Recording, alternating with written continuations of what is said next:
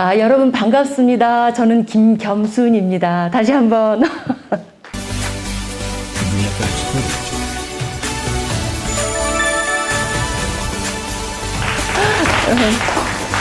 그래요. 제가 이렇게 어린 여러분들하고 이렇게 소통이 될까 제가 걱정을 하고 이거를 만들었는데, 저도 이렇게 지금 아마 안 보일 것 같아서 제가 지금 많이 걱정했어요. 이거를 딱 보는 순간. 저는 이게 지금 슬라이드로 좀 크게 보일 것 같았는데 아니어서 할 수 없이 이제 제가 이렇게 말씀을 좀 드려야 되는데, 저도 여러분처럼 아주 과거에는 여상을 다녔고, 그 다음에 또 중소기업에서 대기업도 아니고 중소기업에서 약 한 11년 정도 근무하고, 그리고 또 다시 이제 그게 바탕이 돼서 세무사 공부를 해서 또 벌써 또 시간이 아주 많이 흘렀는데요. 이제 여러분하고 저하고는 세대 차이는 나는데 언어가 똑같아요. 언어가 그때도 세무회계, 지금도 세무회계, 이 자본주의가 망하지 않는 한 끝까지 아마도 세무회계, 그러면서 훨씬 더 강화되고 중요하고 그 다음에 돈도 되는 이제 그런 겁니다. 오늘 아침 신문에 여기 제가 오늘 신문에 경제면에서 뭘 읽었냐면요. 투기. 이 투기. 그러면 투기는 어떤 사람이 할까? 여러분들의 엄마 세대, 할머니 세대, 뭐 이런 분들 세대가 아주 윗세대인 사람들의 투기 이랬을 때는 복부인으로다가 우리가 이렇게 말을 했어요. 그래서 복부인은 뭐냐면 벼락부자처럼 뭐 이렇게 뭐라 그럴까, 돈을 갑자기 벌어가지고 부동산 투기를 해서 돈 벌어가지고 밍크코트 입고 돈을 펑펑 쓰고 이런 졸부 같은 그런 걸 연상하면서 나름대로 비하하는 그러한 우리 투기꾼이야 이랬거든요. 근데 오늘 아침 신문에는 무슨 기사가 났냐면 투기를 하는 사람들의 면면을 보면 회계사, 변호사, 그 다음에 고위직 뭐 이렇다는 거예요. 그게 무슨 뜻 같아요? 제가 투기하라는 뜻이 아니라 뭘 알아야 한다는 거예요. 아시겠죠? 내가 뭘 알아야 하기도 하고 피해가기도 하고, 그런데 거기에는 전부 다 세무회계가 들어있어요. 그래서 이제 여러분하고 저는 합법적으로 합법적으로 부자 되는 이 과목이 얼마나 중요한 건지를 제가 여러분들하고 이제 사례까지를 통해서, 그리고 여러분들이 교과목에서 배웠거나 배우게 될 그런 내용을 중심으로 한번 보겠습니다. 제가 이제 이렇게 과거에는 여러분처럼 이런 학교에 있었지만 제가 중소기업에 다녔던 게 너무나 큰 바탕이 돼서 이제 지금은 이제 여러분들하고 의사소통하고요. 그 다음에 제가 이렇게 강의하고 있는 곳이 여러분들은 잘 안 보이지만 국세청, 관세청, 3일 아카데미, 여러분들이 다 알고 있는 그러한 기관, 그러한 회계법인, 그런 데 가서 제가 실무자 여러분들하고 만나서 이렇게 지식 전달을 하고 교감을 합니다. 그러니까 이만큼 경험이 너무 중요한데 여러분들이 이제 출발하는 거예요. 출발. 자, 그래서 지금 여기 첫 번째 사진이 뭐 이렇게 뭘 뺏겨요. 지금 뭔가 뺏기는 거, 저 손이요. 뭐라 그럴까, 막 뺏어가는 그러한 손으로 보여지고, 이분은 굉장히 움츠려든 모습으로, 이거 기껏 해봐야 요 집 조그만 집이요. 자기 집도 아니고 보증금, 임차 보증금이 1,000만 원이 될 수도 있고 1억도 될 수도 있고, 그런데 그 돈 안 뺏기려고 임차 보증금에 사는 그런 사람이 얼마나 가난하겠어요. 그런데도 저 집을 누군가가 뺏어가려고 하는 이제 그런 모습입니다. 압류가 여러분의 일은 뭐 아닐까, 이거는 이제 봐야죠. 여기에 제가 여러분들이 이거 있잖아요. 유튜브 찍으면 나중에 여러분들이 다운받을 수 있습니다. 이제 하시라도 언제라도 다운받으시면 되고요. 제가 읽어드리면 나의 아버지는 소규모 회사의 대표이다. 코로나19로 2년 동안 떼인 돈이 많아 금년도 법인세로 3억가량을 못 낼 것 같다고 걱정이 크세요. 여러분들의 아버지가. 그 회사는 주식회사고 자본금은 500만 원밖에 안 되고 주주는 고작 2명. 아버지가 60% 그리고 다른 사람이 40% 이렇게 가졌대요. 여러분의 아버지가 지금 고민 얘기하는 거예요. 법인세를 못 낼 것 같다. 그런데 여러분이 뭘 떠올렸냐면 여러분들이 배운 교과서에서 나는 주식회사가 세금을 못 내면 과점주주인 아버지가 회사를 대신하여 제2차 납세 의무자로 지분만큼은 60%, 즉 3억에 60% 1억 8천만 원 책임져야 한다는 것을 배운 것이 얼른 생각이 나서 그래서 아버지한테 말씀드렸어요. 10%만 누군가한테 주면 되는데 그래서 다른 주주한테 좀 더 낮은 가격을 양도할 것을 말씀을 드려봤어요. 직원이 좀 있으면 그 직원한테 애사심을 위해서라도 우리 사주처럼 우리 회사 주식을 직원들한테 주는 것도 생각해 볼 수 있어요. 아버지는 여러분들의 의견을 들어서 전문가하고 의논해서 주식 10%를 모든 직원에게 2%씩 무상 양도하였다. 이제 회사는 그 지분 50%를 초과하는 과점주주가 없어져서 직원은 직원대로 회사가 성장하면 2%씩의 주인이 되어서 기쁘고 또 당장 우리 집 재산에 어떤 문제가 없을 수도 있고 자 그래서 이제 결론적으로 여러분들이 아버지께 교과서에서 배운 제2차 납세 의무를 공부했기 때문에 회사가 과점주주를 피하게 만들어서 여러분들은 그 집을 살린 거예요. 그래서 지금 그 현재로서는 무엇보다 제2차 납세 의무가 없게 됐고 요 밑에 글씨가 가려졌는데 여기에는 이제 여러분들이 이제 자존감이 들어간 거예요. 학교에서 배운 그 내용으로 나는 우리 집을 살렸다. 그래서 어쩌면 이렇게 뺏기게 될 1억 8천만 원의 보증금을 뺏기게 될 뻔했는지도 모르겠는데 여러분이 이 공부한 그 과목이 얼마나 생활인지 이제 그거를 여러분들이 조금 느꼈으면 좋겠다는 생각을 하면서 이제 이거를 만들어 봤습니다. 그리고 저는 늘 다루고 있고 그리고 이제 지금 연말이 다가오는데 중소기업 사장님들이 저한테 오셔서 아니면 제가 전화를 드려서 우리 회사가 이렇게 곤경이다. 곤경에 놓여 있는데 이거 연말을 내가 어떻게 잘 보내야 되는가 이제 이 부분을 많이 상의할 때 제가 많이 보람을 느껴요.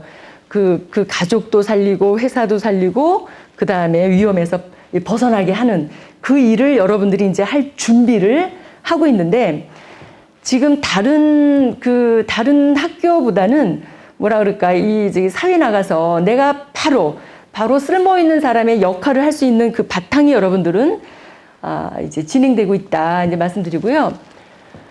이제 공장이고요. 뭐 공장이 시커매 갖고 요새 이제 뭐 신혼 공장 같아 보이기도 하는데 재무 구조가 좋아야 돈도 빌린다.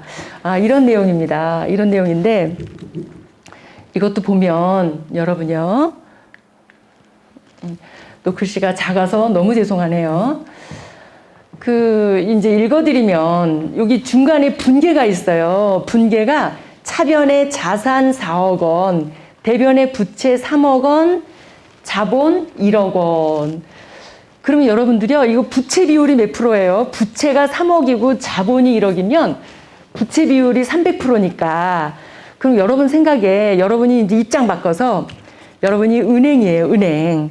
은행이면 이 회사가 내 돈보다는 남의 돈으로 3배수가 더 많은 돈으로 운영하고 있다. 이것까지는 이해했죠? 그죠? 3배나 더 많대요. 그럼 이런 회사가 망하면 빚을 못 갚을 것 같으니까 은행이 돈을 안 빌려주거나 대출 연장을 안 해주거나 그럴 확률이 있고 여러분이 은행이라도 돈 안 빌려줄 거예요. 맞죠? 네, 그래요. 그런데 그래서 이제 이런 재무 구조 때문에 아버지가 또 집에서 또 너무 걱정이 큰 거예요. 내가 대출 만기가 돌아오는데 은행이 연장을 안 해줄 것 같다. 그래서 이제 이거를 고민을 막 말씀하시는데 여러분이 뭘 말씀드렸냐면 아버지 자산이 4억 원인데 이 안에 공장이 1억짜리가 있잖아요. 10년 전에 산 거. 그 공장이 지금도 1억인가요? 이렇게 여쭤봤어요. 그랬더니 아버지가 아니래요. 적어도 10년 동안 배로 올랐대요. 배로. 그래서 1억이 2억 정도는 된대요. 의미 알겠죠? 그래서 여러분요. 분개하는 거예요. 여러분들이. 차변에 토지 건물 1억 원, 대변에 재평가 적립금 1억 원. 그래서 재평가 적립금 이건 자본인데 이렇게 올리니까 어떻게 변했어요? 자산이 차변에 5억 원, 대변에 부채가 3억 원, 자본이 2억 원 이렇게 돼서 부채 비율이 3억 나누기 2억 하니까 150% 이렇게 돼버린 거예요. 그러니까 부채가 자본보다 1.5배. 그럼 여러분들은요, 지금 공부하는 학생들인데, 이제 공부를 암기, 시험 위주로 공부하면 시험 보고 다 까먹어요. 다 까먹는데 조금씩 의미만 생각하면 이제 재밌어질 텐데, 그러면 또 한편 여러분 입장 바꿔보세요. 여러분이 은행이에요. 은행 그 대출 담당인데 부채 비율이 150%. 이거 위험한 거 아니야? 이럴 수 있거든요. 그럴 수 있는데, 그러면 이제 우리나라 현실은 어떤가? 이렇게 보니까 우리나라 은행에다 물어봤어요. 모르니까. 우리나라 중소기업의 부채 비율이 몇 프로예요? 그랬더니 대기업은 약 한 100%, 그 다음에 중소기업은 약 한 150% 이렇게 얘기하는 거예요. 그러면 이제 평균은 됐다. 평균은. 그래서 이제 이거 갖고 상의하니까 대출 연장이 됐고 이 분계로 인해서 그러면 세금은 안 내나? 내가 1억이나 이익을 봤다면, 평가 이익을 봤다면 세금은 안 내나? 이 부분이 또 걱정이 돼서 여러분이 교과서에서 배운 게 생각이 안 나거나 아니면 이걸 가르쳐준 선생님하고 의논을 해보니까, 세무회계 선생님하고 의논해 보니까 세법엔 이런 게 있다는 거예요. 이 자산을 평가한 거, 이 평가한 이익이 이게 임의, 세법에서 허락하지 않은 자기 맘대로 이렇게 평가해서 올리는 거는 세금하고는 관련이 없대요. 이걸 갖다가 여러분이 배운 용어로다가는 입금 불산입이란 용어 배워봤어요? 예, 입금 불산입 시킨대요. 이런 거는. 예, 그래서 여러분들이 실생활에서 아버지하고 대화를 해도 이 대등한 대화를 이제 할 수 있다. 이 말씀 드리고요. 제가 어떻게 세무사가 됐는가.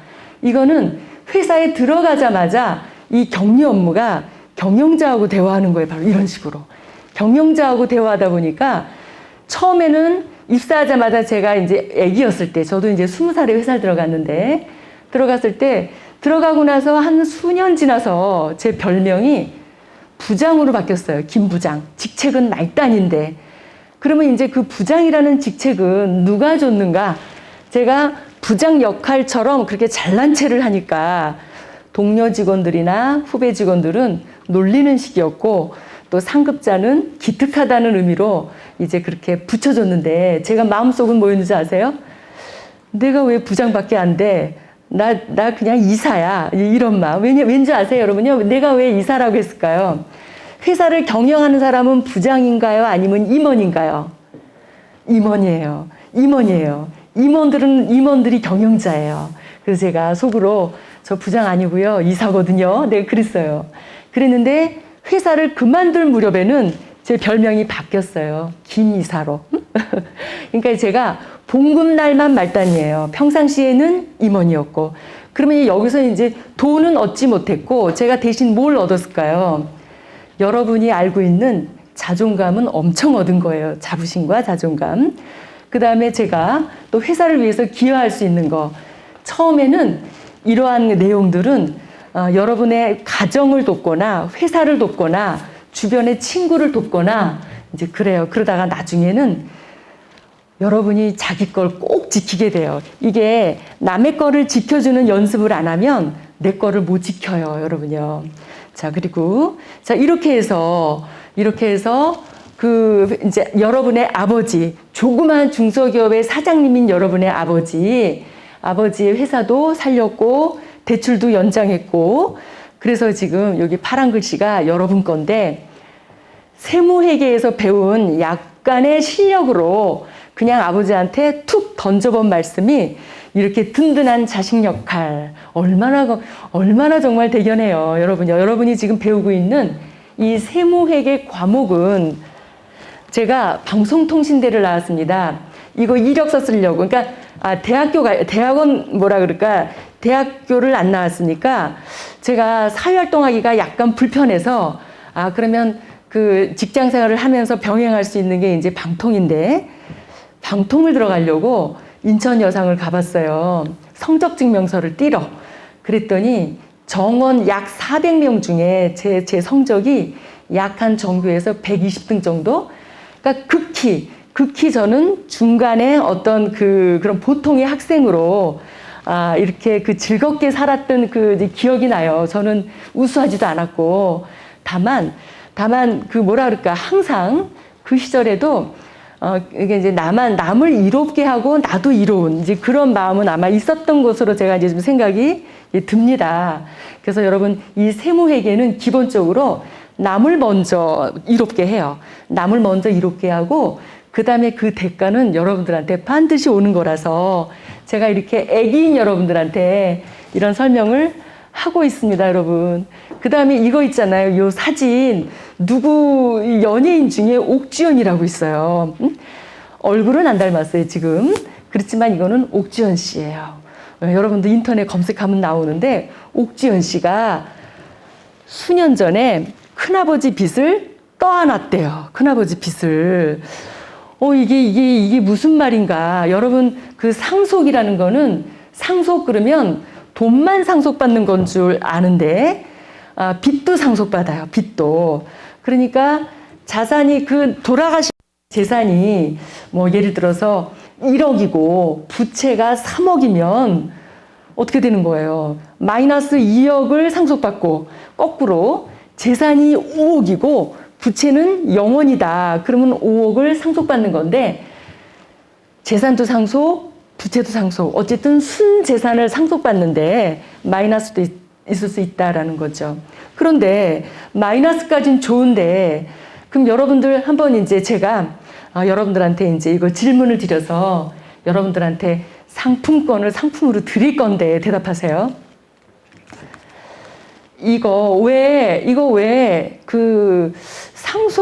빚을 상속을 어떻게 받게 됐을까? 이게 아버지가 됐든 할아버지가 됐든 내가 상속을 안 받으려면 이 뉴스에서 들은 거 어떤 행동을 했어야 한다. 자, 손 들어주세요. 여러분요. 뭐죠?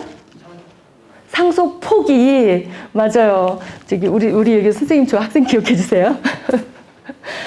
상속 포기인데 여러분요. 그런데 상속 포기는 맞는데 왜 큰아버지 것까지 나오고 지금 촌수가 3촌인데 이것까지도 왜 포기를 해야 되냐는 거죠. 왜? 이제 여러분도 학교 다니면서 그래 상속세라는 공부를 했어요. 아니면 하게 될 거거나. 그런 상속이라는 거는 자산만이 아니라 부채도 상속인데 이거 어떻게 된 건가. 그랬더니 이게 이제 안 보여서 나중에 여러분들 다 다운받게 해드릴게요. 1순위자는 상속의 1순위자는 나의 직계 좀비속인데 1순위는 이제 그 배우자와 2순위자는 그 배우자와 존속 위로 그 다음에 3순위가 형제자매 4순위가 까지이거든요. 그런데 이 여러분들이요 놀란 게 이상하다. 우리 큰아버지는 자식도 있고 배우자도 있고 그 다음에 또 형제도 있고 근데 어떻게 감히 나한테 와 나한테 빚 갚으라 그래. 이거 화가 났는데 확인해 보니까 3순위까지는 다 상속 포기를 했대요. 하고 그걸 갖다가 이제 여러분한테 전달을 안 한 거죠. 너도 해야 돼 이 말을 안 한 거예요. 근데 했든 안 했든 여러분이 부채도 상속받는 사실을 학교에서 상속세 시간에 알았기 때문에 뭔가 당황은 했지만 자 여기서 문제가 만약 문서를 받고 3달이 지났더라면 빚을 떠안을 뻔했어요. 빚을. 지금 그렇지 않아도 나는 부모님이 일찍 돌아가셔서 형제가 열심히 살고 있는데 생활 시작을 빚으로 시작할 뻔했지만 여러분이 학교에서 상속세 시간에 빚도 상속된다라는 걸 배웠기 때문에 그래서 여러분들이 이렇게 3개월이 지나면요 이거 고스란히 떠안아야 돼요. 그럼 이제 대답해 보세요. 이제 또 그 옥주현 씨는 왜 큰아버지 빚을 떠안게 됐을까? 지금 여기 학생이 대답한 것처럼 다시 한번 여러분들이 이제 다 같이 말씀하시면 뭘 안 해서? 상속 포기 안 해서. 이해했죠? 상속 포기 안 해서. 그래서 여러분들은요, 어떤 습관이 중요하냐면, 누군가로부터 우편물이 오면 빨리 뜯어야 돼요. 뜯지 않고 방치하면 큰일 나는 거예요. 뜯지 않고 방치하다가 어떤 사람은 집도 날렸어요. 집도. 그렇기 때문에 근데 이제 우리가 이 과목이 얼마나 좋으냐면 특히나 여기 우리 여기 고등학교 경기국제통상 우리 고등학교는 소문도 좋고 취업도 잘 된다 그러고 그다음에 중학생 애들도 관심이 많고 이러한 고등학교답게 학교 시간에 이런 다양하게 배운 것들이 여러분들의 이제 출발을 너무나 훌륭하게 만들어주는데요. 이거를 학교에서 배운 덕분이다. 그 다음에 남들보다 빨리 사회적인 공부를 하고 있다. 이렇게 저는 생각이 듭니다. 자, 어려우면 어려운 대로, 그 환경이 좋으면 좋은 대로 이 세무회계는요, 너무나 훌륭합니다. 너무나. 저도 제가 이제 여러분하고 세대 차이는 엄청나지만 저도 어린 아들이 있습니다. 여러분보다는 조금 많지만 그 아들이 처음에는 엄마가 일하는 저 세무회계가 굉장히 딱딱하고 별로 도움도 안 되고 그런 줄 알다가 이제 자기 대학 전공하고는 관계없이 지금 다시 이제 세무회계를 공부를 하고 있고 여러분이 시험 보는 그 급수시험을 지금 보고 있거든요. 이게 얼마나 중요한지. 그러니까 사회생활에서 뭘 하든지 간에 쓸모가 있는 이것이. 자, 그 다음에 여러분이 아는지 모르는지 모르지만 우리나라에는 청년이라는 나이 정의가 있어요. 청년. 여러분은 지금 청소년인데 이제 학교를 졸업하면 소자는 띄고 청년이 되는데 우리나라 사회에서 그 청년 기본법이라는 게 있는데요. 34살까지예요. 34살, 19살 이상 34살인 사람을. 그 다음에 또 다른 법률, 청년 고용 촉진 특별법이라는 데서는 청년의 나이를 15살서부터 29세 이렇게 청년의 정의는 법마다 조금씩 달라서 어떤 법을 적용할 때는 그 청년 기본법을 적용하고 고용과 관련될 때는 청년 고용 촉진 특별법을 적용하고 이거는 이제 국가가 그때 관련법을 적용을 이렇게 갖다가 합니다. 시국적으로. 그러면 여러분은 지금 청소년이지만 청년으로 갈 준비를 해야 되는데 그 청년으로 갈 준비를 해야 되는데 지금 여기서의 그 옛날에 나온 기사가 최근에도 또 신문에 한번 난 적이 있어요. 여기 중앙일보 10월 5일자에 어느 연세대학교 교수님이 과거에 어떤 글에 대해서 노벨상을 탄 경제학자의 그 기사를 인용하면서 너무 걱정이 많은 거예요. 그 교수님이 어떤 걱정이냐면 출발하는 청년이 얼마나 출발이 중요한데 지금 시국적으로 그 경기가 안 좋아서 일자리가 없다, 있다, 막 이런 것들이 많이 나오고 있는데 여기서의 그 중요한 건 뭐냐면 이제 저부터가 그랬어요. 제가 20살에 기업체 중소기업에 들어가서 출발한 그 자리가 저를 여기까지 있게 만든 거예요. 그러니까 처음에 제가 중소기업의 경리과를 들어갔기 때문에 거기서 차변과 대변을 공부했을 때 그게 얼마나 중요한지 몰랐는데 한 걸음 출발이 돼서 이 소득과 그 다음에 힘과 이런 거를 다 만들어준다라는 그 이론을 하고 노벨상을 받으신 분인데요. 그러면 이거죠. 지금 당장 실업이 중요한 게 아니라 청년 실업이 중요한 게 아니라 이거는 소득을 확보하지 못하는 그게 문제가 아니라 평생을 두고 미래 소득에 대해서 누적적으로 부정적인 영향을 미치기 때문에 여러분들은 어떻게 해서든지 간에 사회 출발할 때는요. 크든 작든 일을 시작해야 됩니다. 일을. 근데 이제 이런 데 비해서 경기 상황이 나빠서 일자리를 잃어버린 청년들의 상황이 얼마나 나쁜지는 알겠는데 그렇지만 빨간 글씨 보일지 안 보일지 모르지만 제가 강조한 글씨 세무회계 직종은 어떠냐고요. 세무회계 직종은.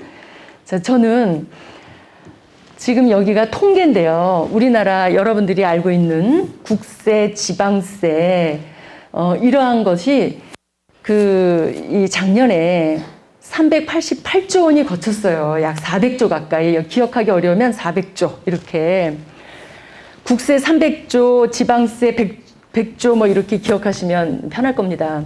근데 이제 저는 이 격리 보는 사람, 이 격리, 이제 회사 들어가면 격리, 지금 여러분들은 세무회계 학과목 이걸 배우는데, 그 다음에 우리나라 이제 영리법인이 76만 개가 있는데, 그러니까 법인의 인자가 사람 인자의 사람이에요.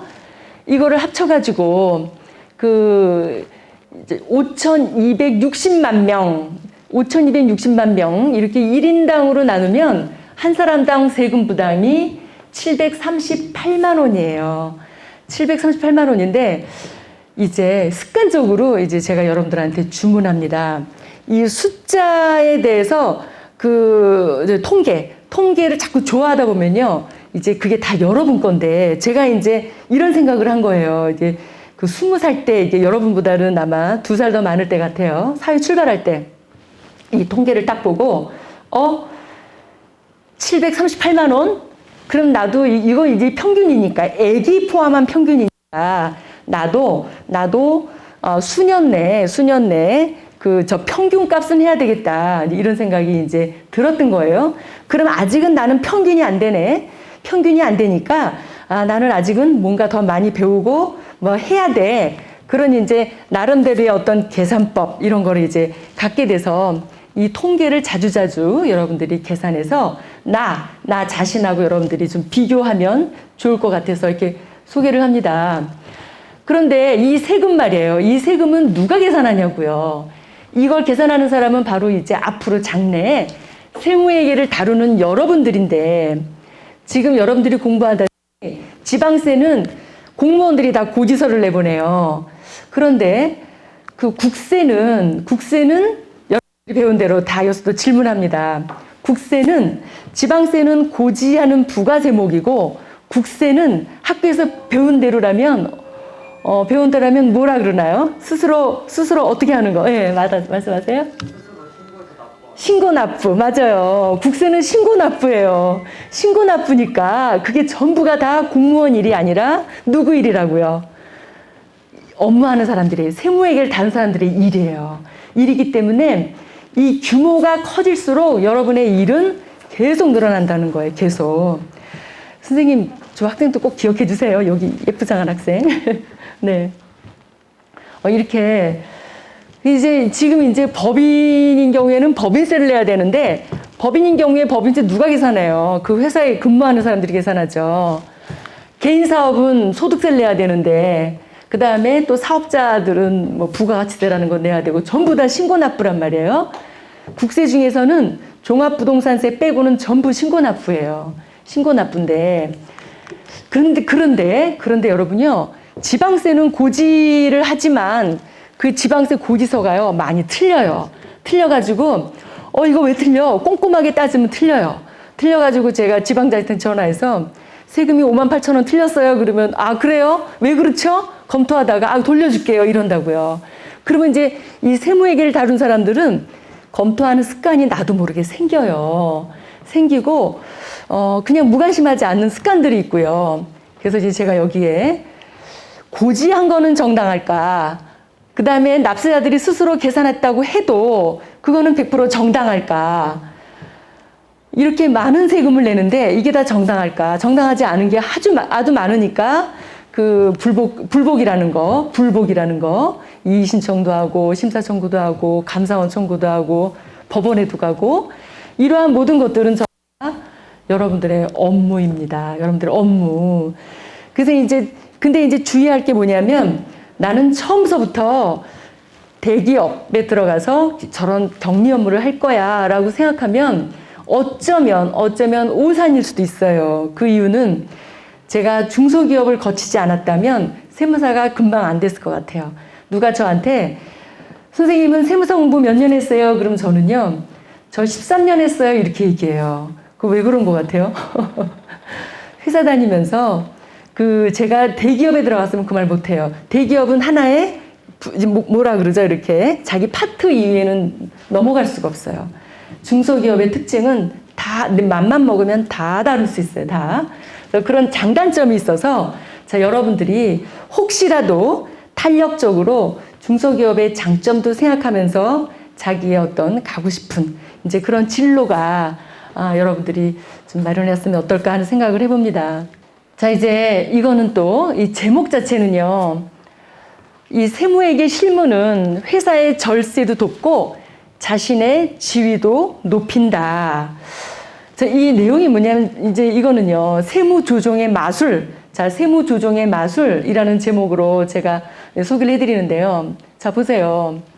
이사의 임기가 3년입니다. 요새 그 뉴스에 나오는 거 오늘 아침에도 나오고 어제도 나오고 뭐 대장동 사건이 시끄러운데 그 와중에 성남도시개발 사장님이 이사 임기가 원래 3년인데 3년을 못 채우고 잘렸다 뭐 등등 뉴스가 나와요. 아시겠죠? 보장된 임기가 3년이라고요. 스스로 사표 내지 않으면. 그래요. 그런데 그 여기 이제 중소기업의 홍길동 사장님이 3년이 다 돼요. 내년에 저기 주총회 때 3년이 다 돼서 내가 다시 이사로 선임이 될까 엄청 걱정하면서 이제 세무회계 담당하고 의논을 했어요. 내가 그 수주받은 것도 많은데 근데 이익은 많이 안 나지만 결국 그 이익은 다음 연도 이익하고 이렇게 조율할 수도 있고 이제 이게 세무조정인데요. 세무회계 담당은 합법적으로 경영자를 충분히 돕습니다. 자, 여기서 손익계산서를 보니까는요. 할부 매출, 돈을 나누어서 10년 동안에 받는 할부 매출이 100억이 있고요. 이거에 대한 원가가 70억이고 영업이익이 30억이래요. 장기 할부 매출. 그런데 여러분 세법에 뭐가 있냐면 세무회계 시간에 여러분들이 공부를 했는지 아닌지 모르지만 중소기업은 이렇게 장기 할부를 할부 기간에 나누어서 손익을 할 수 있도록 법이 그렇게 마련돼 있어요. 그럼 여러분이 만약에 중소기업 사장이면 저 100억을 10년 동안에 나누어서 10억씩 회계 처리를 하고 싶어요? 아니면 일시에 한 번에 다 하고 싶어요? 자, 이제 또 말씀하시면 제가 이제 상품권 드립니다. 자, 뭐가 답이죠? 나눠서. 그러면 제가 여기 대표이사가 잘릴 수도, 선임 또 될지 안 될지 모르는데 경영자는 실적이 좋아야 되잖아요. 실적이 좋으려면 10억을 다 잡아야 좋잖아요. 그죠? 그런데 또 걱정은 100억을 다 잡으면 뭐가 많아요? 세금이 많아요. 세금이 많으니까 이게 바로 세무조정이에요. 손익계산서는 100억, 70억, 30억 이렇게 보여준 거예요. 손익계산서는 실적이 너무 좋아요. 그런데 세무조정으로 입금 불산입 90억, 손금 불산입 63억. 그래서 소득을 27억 빼고 실질 세무서에 신고하는 거는 3억만. 이게 뭐죠? 손익계산서는 좋고 세무서에 신고하는 세무조정계산서는 세법이 허락하는 에서 의미 알았나요? 그럼 뭐죠? 경영실적은 좋고 그 다음에 법인세는 10년 동안 나누어서 의미 알겠죠? 지금 여러분들이 공부하는 게 지금 세무조정이 그거라고요. 세무조정. 그러니까 제가 왜 회사 다니면서 중소기업에 다니면서 별명이 이사였는지 이제 감이 조금 오나요? 우리 사장님이 애교 부려요, 저한테. 김겸순 씨, 나 내년에 이사 임기 3년 만기야. 그런데 나 실적은 좋은데 자금에 쪼달려. 법인세를 못 내. 어떻게 하면 좋죠? 그러면 이제 실력이 좋은 여러분들이 걱정하지 마세요. 합법적으로 세무조정을 할게요. 의미 알겠죠? 네, 그런 거예요. 그래서 이렇게 나눠낼 수도 있다. 이제 그 박수 10번을 한번 세게 쳐볼게요. 다 같이 시작. 세게. 네. 너무 느려. 여러분이 청년도 아니고 청소년인데 너무 느려. 세게 빨리 시작. 네. 자, 그래요. 그래서 여러분들이 저는 이제 제가 비교적 이제 제가 이제 처음에 회사 들어갔을 때는 이런 업무를 했어요. 이런 업무를 제가 이제 이렇게 회사를 한 3, 4년 다니는데 3, 4년 이렇게 다니고 나니까 대학 졸업한 명문대 졸업한 학생들이 들어오는 거예요. 저하고 나이가 이제 비슷하게. 저는 회사 경력 4년 차. 그 직원은 이제 신입. 그럼 제가 더 실력이 좋아야 되는 거 아니에요? 실력이 좋아야 되는데 그 뭐라 그럴까? 명문대학교 경영학과 뭐 이런 데 나왔다는 이유로 이 사회에서는 일단 편견을 갖고 월급을 나보다 더 많이 주는 거로 측정이 된 거예요.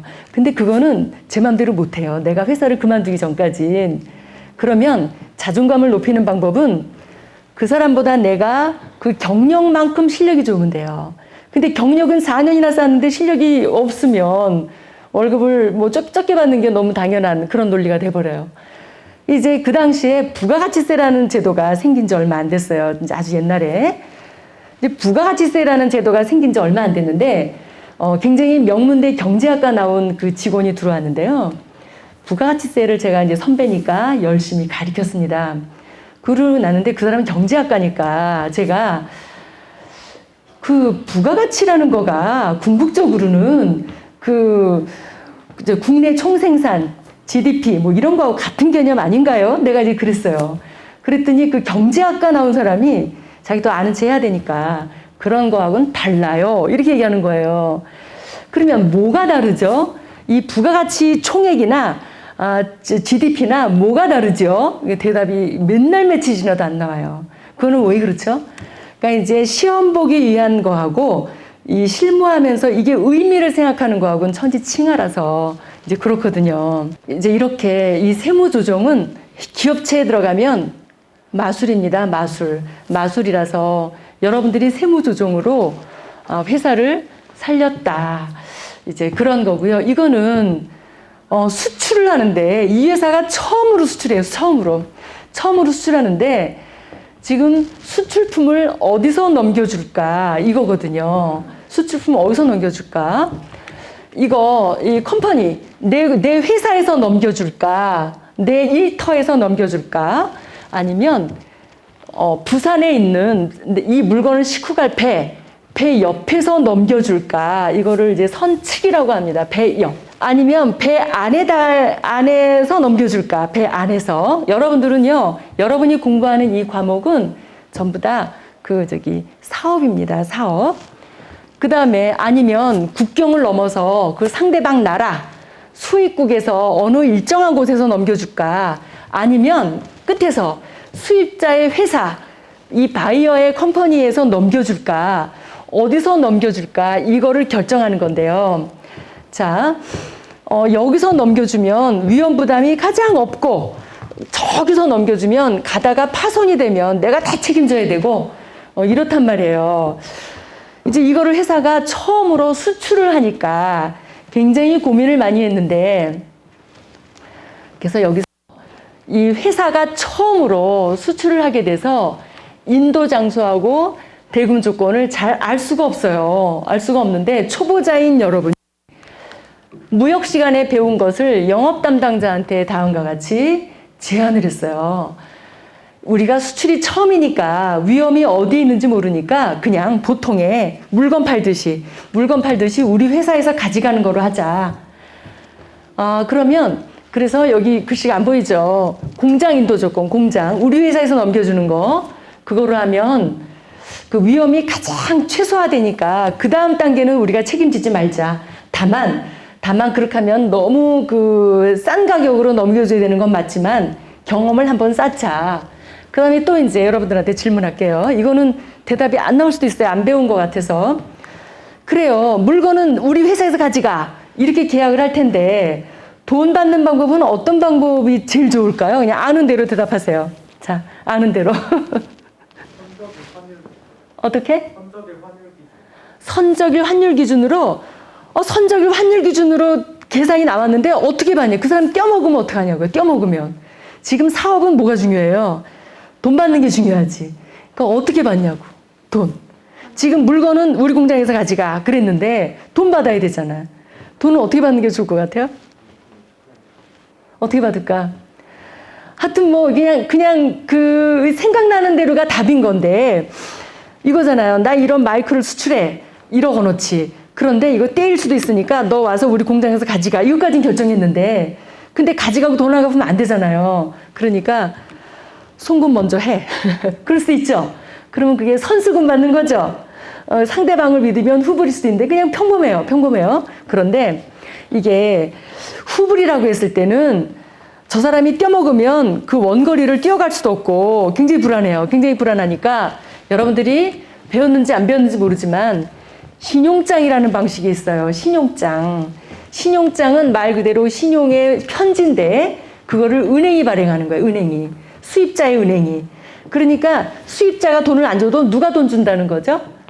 수입자의 은행이 책임지고 그게 신용장이에요. 그래서 여러분들이 무역 시간에 공부한 대금 결제 방법 중에 신용장을 배웠기 때문에 회사 사장님한테 제안한 거예요. 우리가 첫 번째니까 그 우리 공장에서 넘겨주면 책임이 끝나는 거로 하고요. 두 번째는 일단 신용장 방식으로 하자고 해주세요. 그러면 돈은 책임지고 보내올 거니까 대신에 어떤 걸 감수하고 신용장 방식이니까 은행이라는 데는 뭐 하는 데죠? 수수료 받는 데죠. 수수료가 크고, 그죠? 그 다음에 우리 공장에서 가져가니까 마진은 좀 적고, 그럴 수는 있어요. 그래서 이제 두 번째부터는 인도 장소, 물건을 넘겨주는 장소를 회사에서 멀리 떨어진 곳에서 넘겨주는 거. 배 옆에서, 배 안으로, 그 다음에 그 나라까지 가서, 아니면 그 나라 창고까지 이렇게 내가 경험해서 자꾸 가는 건데, 이게 이제 여러분들이 무역 시간에 무역은 딴 거 아니에요. 어디서 물건 넘겨줄까? 돈 받는 방법은 뭘까? 이 두 가지 갖고 책 한 권이 다 이루어져 있어요. 그런 거거든요. 그래서 저는 제가 공부할 때는 이 무역 과목은 없었는데, 회사에 들어가니까, 무역 업무를 하니까, 그래서 문서를 보면서 이제 터득을 해서 여러분이 인터넷으로 이제 제 이름을 치면 제가 이 무역에 관련되는 완전 그냥 1인자처럼 이거는 하나의 관심이지 제가 학자도 아니고 그래서 경험에 의한 어떤 그런 이제 강의를 많이 하고 있습니다. 자, 여기서는 이제 주식 양도소득세인데요. 자, 여러분요. 지금 여기 엄마가 이렇게 누군가한테 주식을 팔았는데요. 그 차익이 어마어마하게 많이 났어요. 9천만 원이나. 이거는요, 지금 여러분들의 엄마가 여러분들의 외삼촌이 사업하는데 자본금이 1억 원이 필요해서 엄마가 10% 투자한 적이 있었던 거예요. 10년 전에 10%. 그래서 엄마가 외삼촌 회사에다가 10%를 투자했는데 지금 10년이 흘러서 이렇게 1억 원이 떴대요. 그래서 차익이 9천만 원이라서 양도소득세가 약 2천만 원 나오니까 이 물가를 생각하면 엄마가 굉장히 놀라는 장면이에요. 놀라는 장면. 그런데 여러분 이제 혹시 공부를 했든 안 했든 무조건 알면 좋은 게 있어요. 알면 좋은 거. 엄마한테 여러분이 엄마나 아버지한테 할아버지나 할머니나 엄마나 아버지한테 얼마까지 증여받으면 증여세가 없다. 아시는 분. 자, 이것도 상품권입니다. 선생님. 5천만 원입니다. 네, 5천만 원이요. 부모한테 5천만 원 받으면은 증여세가 없어요. 증여세가. 그 부모 자식 간에. 근데 여러분은 아직은 아니에요. 이게 만 19살서부터. 19살까지 받을 때는 2천만 원밖에 면세점이 안 돼요. 여러분 아직까지 2천만 원. 19살이 되면 이제 5천만 원까지는 증여세 없다고요. 여기까지 이해했죠? 이해했어요. 여기에 그 엄마가 주식 증여를 아들과 딸한테 한 거예요. 5천만 원씩. 여기다 성년이라고 19살이라고 가정하고. 그랬더니 그 1억의 주식을 팔지 않고 아들과 딸한테 5천만 원씩 증여하니까 증여세가 제로예요. 증여세가. 왜 제로인 거는 지금 답할 수 있죠. 왜 제로인 거죠? 19살 넘으면 증여를 해도 되는 금액이 얼마기 때문에 5천만 원. 여기까지 있죠. 그리고 나서 만약에 나나 오빠가 이 사람한테 주식을 판다면 파는 거는 5천만 원씩인데 취득 가격은 얼마가 되죠? 내가 엄마한테 받은 가격이 얼마니까? 5천. 그러면 양도 차익이라는 거는 양도하면서 번 게 차익이죠. 차익이 있는 거예요, 없는 거예요? 없는 거예요. 그죠? 그러면 모두 없고 모두 없다. 양도세도 없고 증여세도 없다. 거기다가 또 더 좋은 점. 만약에 엄마가 바로 팔면 그 돈의 주인은 누가 주인이에요? 여전히 엄마가. 그런데 이제는 돈의 주인이 누가 됐어요? 나와 오빠가 된 거죠. 그러니까 바뀐 거예요. 그러면 이거는요, 여러분들요, 대답해 보세요. 지금 이 행동은 절세한 거예요? 탈세한 거예요? 법에서 허락하는 건 다 절세예요. 그쵸? 절세를 안 하면, 이 사회가, 아까 제가 얘기했죠. 우리나라 세금이 어마어마하게 많은데, 한 사람당 738만원씩 내는데, 그 세금 중에는요, 억울하게 내는 사람도 많다는 거예요. 많아요. 그래서 절세하는 거. 여기요, 소리를 읽으면, 이제 여기에 여러분들이 안 보이니까 제가 이제 읽어드리면, 배우자한테 증여받는 경우에는 6억까지는 증여세가 없다. 6억까지는 10년간 6억. 그 다음에 윗사람한테 받는 거, 나의 비속한테 받는 거, 자식한테 받는 것도 마찬가지. 5천만 원까지는 세금이 없다. 성년이 아니면 2천만 원. 성년은 만 19이에요. 증여세가 없다. 어머니는 7년 전에 외삼촌이 운영하는 비상장 회사에, 그러니까 상장되지, 주식이 뭐 시장에서 움직이지 않는 게 비상장이에요. 여기에 1,000만 원 투자해서 10%의 지분을 보유하고 있었는데, 지금은 이제 외삼촌이 사업을 잘해서 이렇게 10배가 성장했는데, 외삼촌이 경영상 확보 문제로, 경영권의 어떤 지분 확보 문제로, 이렇잖아요. 내가 이 회사에 어떤 영향력을 행사하려면 내가 지분이 좀 많아야 돼요. 그래서 외삼촌이 경영권 확보 문제로 엄마한테 주식을 넘겨달라고 했어요. 양수하겠다고. 근데 양도 차익이 너무 커요. 너무 커. 그래서 어머니는 주식을 우리 남매에게 증여하기로 했고, 나는 올해 5월 10일 날 만 19살이 되어 미성년자가 아니라서 오빠와 나에게 어머니가 2분의 1씩 증여를 했고, 지금 여기 계신 여러분들은 다 돈 벌 준비가 돼 있고요. 부자 될 준비가 돼 있어요. 지금 보니까 눈들이 다 초롱초롱해요. 자, 이렇게 해서 5천만 원씩 양도하면, 증여하면 증여세는 없고, 증여받은 다음에 외삼촌에게 각각 5천만 원씩 양도할 경우에 다 없어요. 세금이 다 없어요.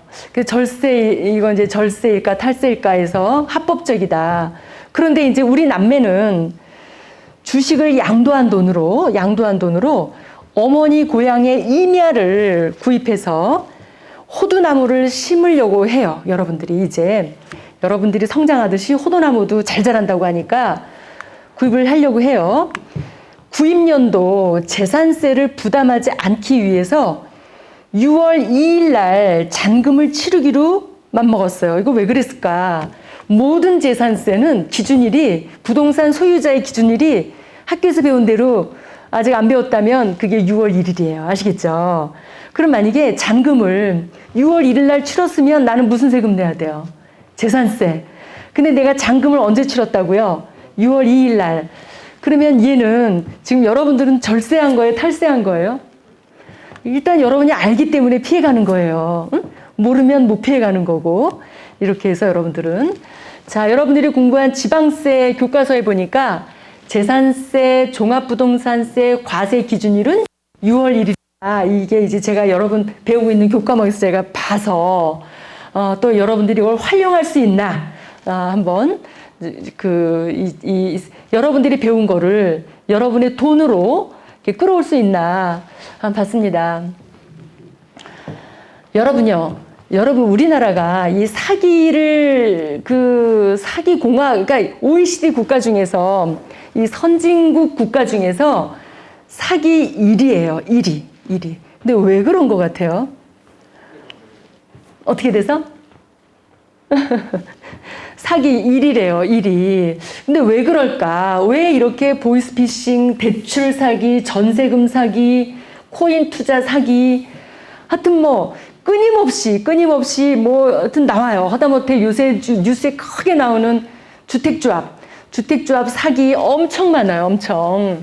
근데 왜 그럴까? 왜 유독 우리나라는 사기꾼이 많고 사기를 많이 당할까? 그거는 이런 거래요. 이제 여러분도 이제 여러분은 아직까지 머리가 소프트해서 얼마든지 변하니까 괜찮은데, 우리 민족이 그 직관에 의해서 상대방을 판단하면 질문을 하지 않는 습관이 있대요. 여러분 친구가 뭐라고 하면 질문하나요? 질문 안 하고 믿어버리나요? 물어보는 이유가 뭔지 아세요? 이 세무회계를 다루면 이 세무회계는요, 철저하게 근거예요. 국세기본법에 근거과세, 신의성실의 원칙 들어본 것 같아요? 근거과세, 신의성실의 원칙이 있어요. 근거과세, 세금을 매길 때도 근거, 회계 처리할 때도 증빙 근거, 맨날 근거에 근거. 근거다 보니까 이 세무회계를 다루면 뿐만이 아니라 차변, 대변 회계 처리하는 거, 회계 처리하는 거는 국제회계 기준, 그 다음에 일반 기업 회계 기준, 중소기업 회계 기준, 몽땅 다 근거예요, 근거. 각 세법과 상법, 같은 모든 공법, 기준, 이런 걸 하다 보니까 업무 자체가 계속 묻는 습관이 여러분들은 생깁니다. 묻는 습관. 아마도 이제 친구들 입장에서는 따진다 그럴 텐데, 그렇지 않아요. 계속 묻는 습관이 있다 보니까 이거는 사기 안 당하는 거는 이제 습관이 여러분들은 그 누군가가 여러분들한테 굉장히 많은 돈을 번다라고 얘기하면 여러분들은 이렇게 대답해요. 이렇게 습관이 된 사람들은 그 근거를 얘기 안 해주면 그냥 네가 다 벌어 이렇게. 그래서 안 믿고 어떤 믿음이 갈 때까지 묻는다. 세법에서 어떤 비용을 업무로 인정받으려면 세금계산서, 신용카드, 원천징수, 현금 영수증 이런 증빙에 의해서 이제 일처리를 하다 보면 증빙이 없으면 회사에서는 이걸 가불로 처리하거든요. 가불. 더 큰 죄는 횡령입니다. 횡령. 이렇게 하다 보니까 또 이제 법인은 가불이라고 회계 처리해도 이자까지 내라 그래. 이자까지. 이 정도를 철저하거든요. 그래서 이 세무회계 업무 습관은 재산을 지키고 돈이 없을 때는 이제 여러분 재산이 없을 때는 회사 재산, 가정 재산을 지키다가 내 돈이 생기면 내 돈도 철저하게 지키고 여러분의 어머니가 지인에게 돈을 좀 빌려주려고 해요. 500만 원. 이랬을 때 여러분들이 이 습관이 있어가지고 엄마 꼼꼼하게 차용증을 받아두게 했어요. 여러분이 차용증을 받아두게 했는데 이게 혹시 나중에 법적 다툼으로 가면 말로다가 난 돈 빌려준 적이 있어요. 송금한 거 있어요. 해봤자 저 상대방은 아니에요. 나는 빌려준 거 받은 거예요. 그럼 근거가 없죠. 네, 그런데 차용증이란 종이 하나가 얼마나 이제 자존심도 지키고 돈도 안 잃어버리고 이런 습관, 이 좋은 습관이 얼마나 좋은 건지 제가 이제 우리 이렇게 유명한 경기국제통상고등학교에서 여러분들하고 한번 대화를 해봤고요. 이제 선생님 포함해서 손을 드신 서너 분한테는 제가 상품권을 일단 남겨드리고 갈 건데, 자, 저는 이제 이거 옛날이나 지금이나 하늘은 스스로 돕는 자를 돕는다. 이 말을 정말 저는 아주 신봉하면서 사는데요. 여러분이 나는 괜찮은 사람이야. 이렇게 칭찬을 안 하면 제3자는 여러분 칭찬할 수가 없어요.